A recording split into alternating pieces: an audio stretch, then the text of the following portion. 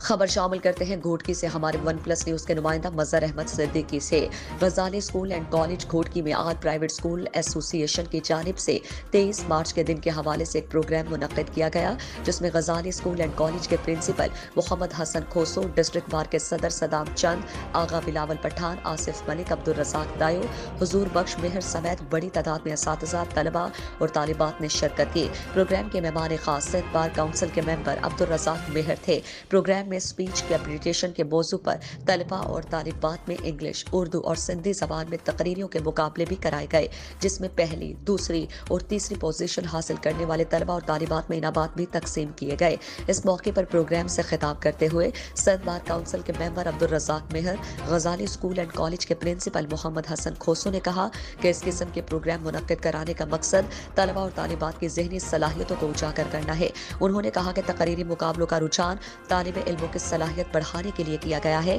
جس سے نہ صرف طالب علموں میں خود اعتمادی بلکہ ان کے علم میں بھی اضافہ ہوگا۔